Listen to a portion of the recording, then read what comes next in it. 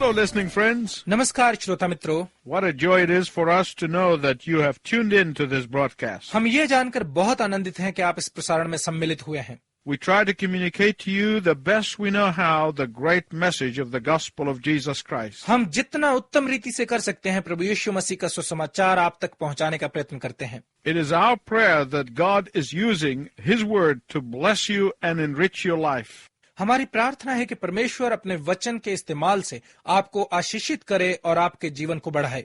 And please write to us and let us know that this message is blessing you. और कृपया लिखें और हमें बताएं कि ये संदेश आपके लिए आशीष का कारण है। And if you have joined us for the first time in this broadcast, और यदि आप पहली बार इस प्रसारण में हमारे साथ सम्मिलित हो रहे हैं, we just started a series of messages on Nehemiah. तो हमने अभी नेहमिया पर यह संदेश श्रृंखला प्रारंभ की है।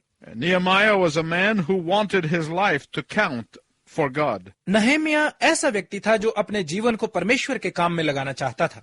Nehemiah did not rush into things, but rather he spent time before God in prayer. Nehemiah ने कोई जल्दबाजी नहीं की, परंतु इसके बजाय उसने परमेश्वर के सामने प्रार्थना में समय बिताया। Nehemiah spent time discerning the will of God. Nehemiah ने परमेश्वर की इच्छा को जानने में समय बिताया। Nehemiah spent time counting the cost and preparing himself in prayer. Nehemiah ने खर्चे का हिसाब लगाने और प्रार्थना में खुद को तैयार करने में समय बिताया। And although Nehemiah was sad and frightened, और यद्यपि नहमिया दुखी और भयभीत था, yet he listened to the will of God. फिर भी उसने परमेश्वर की इच्छा को सुना। Nehemiah asked the king to rescind the law that he had decreed. Nehemiah ने राजा को उस कानून को पलटने के लिए कहा जिसकी उसने आज्ञा दी थी। He asked the king for all the resources that he would need to rebuild the wall of Jerusalem and the temple. उसने राजा से वो सब स्रोत मांगे जिनकी उसे यरूशलेम की दीवार और मंदिर के पुनर्निर्माण में आवश्यकता थी। And then he asked for time away from the king, और फिर उसने राजा से छुट्टी मांगी, so that he could supervise the work himself. ताकि वो खुद काम की निगरानी कर सके। And when the king granted all of Nehemiah's requests, he did not boast. और जब राजा ने नहमिया का निवेदन स्वीकार कर लिया तो उसने अपनी प्रशंसा नहीं की। Instead, he gave all of the credit and the glory to the Lord. इसके बजाय उसने सारा श्रेय और महिमा परमेश्वर को दी। The good hand of God was upon me, he said. परमेश्वर की कृपा दृष्टि मुझ पर थी, उसने कहा। I said in the last broadcast that commitment to God has its reward. पिछले प्रसारण में मैंने कहा था कि परमेश्वर के प्रति समर्पण का प्रतिफल है, But then it also has its price. परंतु इसकी एक कीमत भी है। We saw in the previous messages that after 4 months of fasting, praying, and weeping, पिछले संदेश में हमने देखा कि 4 महीने तक उपवास, प्रार्थना और रोने के बाद Nehemiah came to the place of death. Nehemiah मृत्यु के स्थान में आया। Nehemiah came to the place of death to self, Nehemiah उसकी खुदी की मृत्यु के स्थान में आया।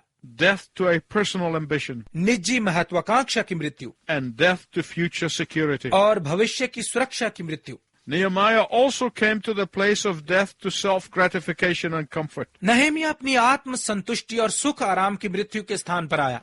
And today I want to talk to you about the price of commitment. और आज मैं आपके साथ समर्पण की कीमत के बारे में बात करना चाहता हूँ। So if you have your Bibles, please turn to Nehemiah chapter 2, verses 11 to 20. तो यदि आपके पास बाइबल है तो कृपया नहमिया की पुस्तक 2 अध्याय के 11 से 20 पदों पर आइए। Many people, when they see a successful person, they think how easy life must have been to them. अधिकांश लोग जब किसी सफल व्यक्ति को देखते हैं तो वो सोचते हैं कि उनका जीवन कितना आसान होगा, But they seldom think of the personal cost involved to that person. परंतु वो कभी ही उस निजी कीमत के बारे में सोचते हैं जो उस व्यक्ति ने चुकाई होगी। In verse 11, 11 पद में Nehemiah went on a 3-day journey in the blistering hot sun. Nehemiah ने तीखी धूप में 3 दिन तक यात्रा की। He walked along the dusty road. वो धूल भरे मार्गों से होकर गया। In verse 12, 12 पद में he got up at night when everybody else was asleep. वो रात भर जागता जबकि बाकी सब सो रहे होते। He told no one of what God laid on his heart. उसने किसी को नहीं बताया था जो परमेश्वर ने उसके मन में डाला था। In verse 13, 13 पद में when his night's sleep was disturbed, जब उसकी रात की नींद टूट जाती, he knew that God wanted him to go to inspect the work. तो वो जानता था कि परमेश्वर चाहता है कि वो जाए और काम को देखे। A day in the life of a godly person must begin and end in solitude. एक भक्तजन के जीवन का हर दिन एकांत में शुरू और समाप्त होना चाहिए. Godly people must commune with God before they can help people. भक्त लोगों को इससे पहले कि वो लोगों की मदद करें, परमेश्वर के साथ संगति करना आवश्यक है. They must agonize before God before they can pray with people. इससे पहले कि वे लोगों के साथ मिलकर प्रार्थना करें, उन्हें परमेश्वर के सामने गिड़गिड़ाना आवश्यक है. They hear God before they can speak for Him. इससे पहले कि वो परमेश्वर के लिए बोलें, उन्हें परमेश्वर से सुनना है. The godly person must pay the price of isolation before ever going public. एक भक्त जन इससे पहले कि वो लोगों के पास जाए, उसे अलगाव की कीमत अदा करना जरूरी है. For every minute a believer spends in ministry, he or she should spend equal time before God in isolation. Her minute जो एक स्त्री या पुरुष सेवकाई में बिताता है, उसे उतना ही समय परमेश्वर के सामने एकांत में बिताना आवश्यक है. If you only rely on your own thoughts and plans, यदि आप केवल अपने विचारों और योजनाओं पर ही भरोसा रखते हैं, if you do not consult with God, यदि आप परमेश्वर के साथ सलाह नहीं करते, you will not be able to speak for God. तो आप परमेश्वर के लिए बोल भी नहीं पाएंगे. You will only bring a word only from you. आप केवल अपनी ही बात कहेंगे. Nehemiah was called of God and committed to God. नहमीया परमेश्वर का बुलाया हुआ और परमेश्वर को समर्पित था. But there were times when he must have been overwhelmed with the task. परंतु ऐसे भी समय होंगे जब वो पूरी तरह से काम में व्यस्त होगा. Well, think with me about the sheer weight of his responsibility. मेरे साथ जरा उस जिम्मेदारी के पूरे भार के बारे में सोचिए. So while others were sleeping, Nehemiah was awake praying. तो जब बाकी सो रहे होते तो नहमीया प्रार्थना में लगा होता.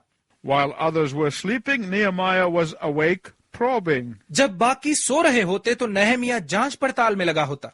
While others were sleeping, Nehemiah was awake studying. जब बाकी सो रहे होते तो नहमीया जागकर अध्ययन में लगा होता. While others were sleeping, Nehemiah was awake surveying. जब बाकी सब सो रहे होते तो नहमीया सर्वेक्षण कर रहा होता. Those who want to be leaders वो जो अगुए बनना चाहते हैं, must be prepared to spend time alone in preparation and planning as they pray. उन्हें आवश्यक है कि प्रार्थना करते हुए वे तैयारी और योजना बनाने में अकेले समय बिताएं.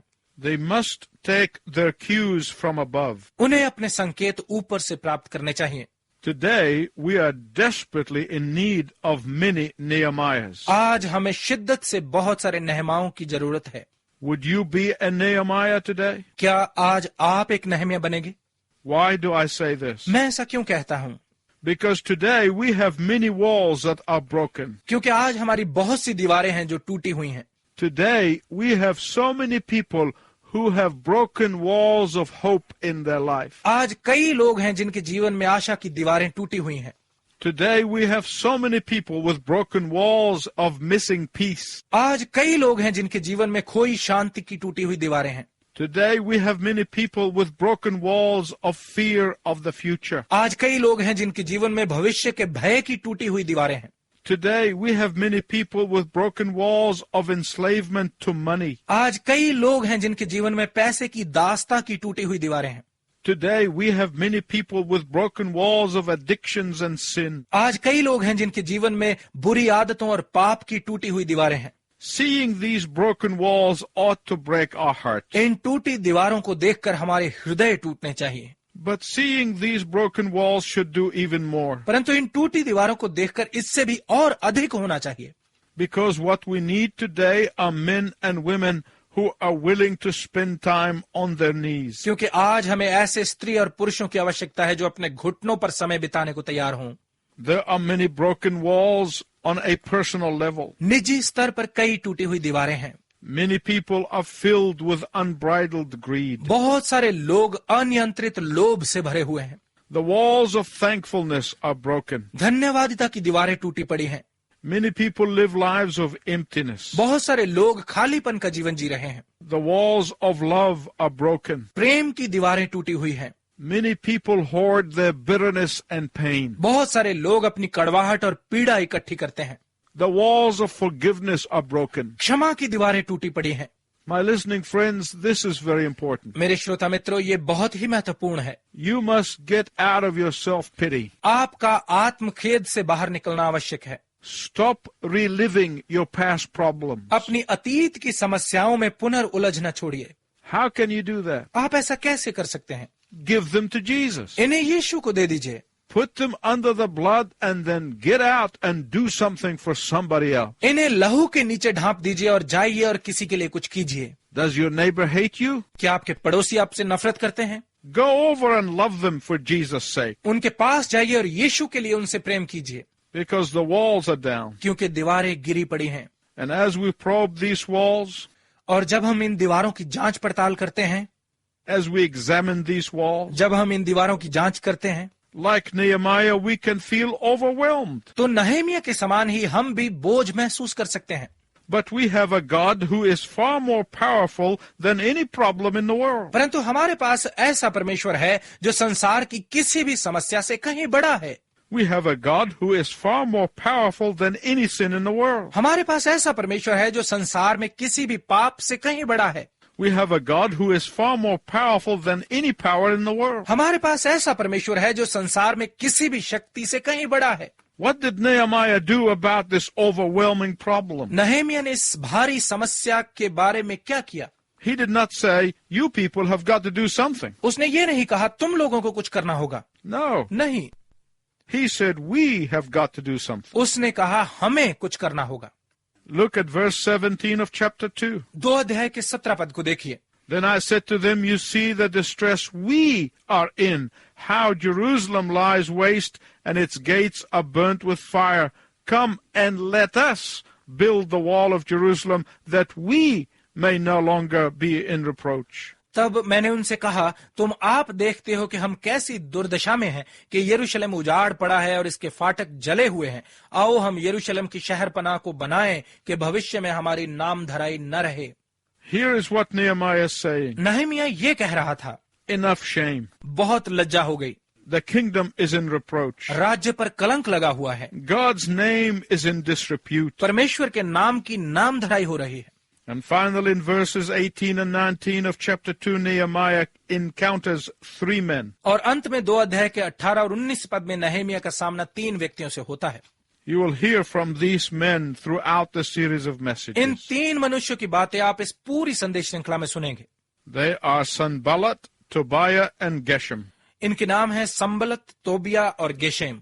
The moment they heard that God is going to do great things, जैसे ही उन्होंने सुना कि परमेश्वर महान कार्य करने जा रहा है, they had to oppose it. उन्हें इसका विरोध करना ही था, They had to resist it. उन्हें इसका सामना करना ही था। And here they began their obstructionist endeavor. और यहाँ वो अपना रुकावटपूर्ण प्रयास प्रारंभ करते हैं। These men are no different from many in our time. ये मनुष्य हमारे आज के समय के कई लोगों से भिन्न नहीं है। The moment they hear someone say, let's rise and build, जैसे ही वो किसी को ये कहते सुनते हैं, चलो उठें और बनाएं, they say, let's rise and blast and criticize. वो कहते हैं चलो उठें, बिगाड़ें और आलोचना करें। There are 2 kinds of people in this world. इस संसार में 2 प्रकार के लोग हैं।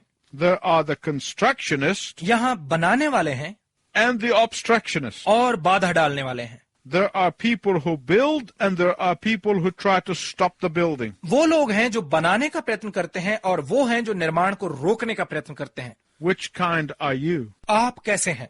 My listening friends, this is important. मेरे श्रोता मित्रों, ये बहुत ही महत्वपूर्ण है। If you determine that you are to do something great for God, यदि आप ठान लें कि आपने परमेश्वर के लिए कुछ महान करना है, you can count on opposition. तो आप विरोध की आशा भी रखें।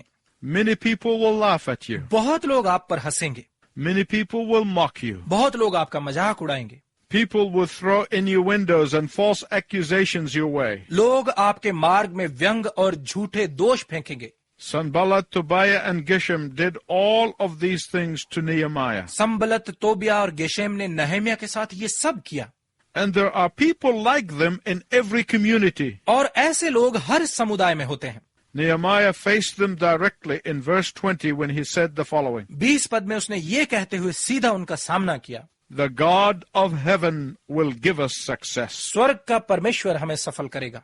Nehemiah was giving them the warning. नहमीया उन्हें चेतावनी दे रहा था, You either get out of the way or get going on the way to serving God. परमेश्वर की सेवा में या तो आप रास्ते से हटते हैं या फिर चलते रहते हैं। Listen, my friend, as I conclude. मेरे समाप्त करते हुए मेरे मित्र सुनिए, If God is for us, who can be against us? यदि परमेश्वर हमारी ओर है तो कौन हमारे विरुद्ध हो सकता है?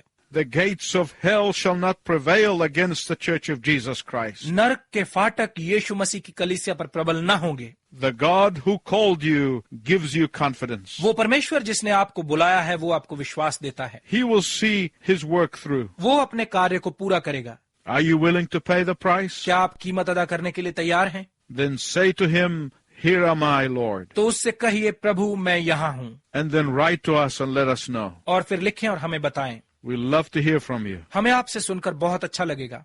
Until next time, I wish you God's richest blessing. अगली बार तक मैं आपके लिए परमेश्वर की उत्तम आशीष की कामना करता हूँ।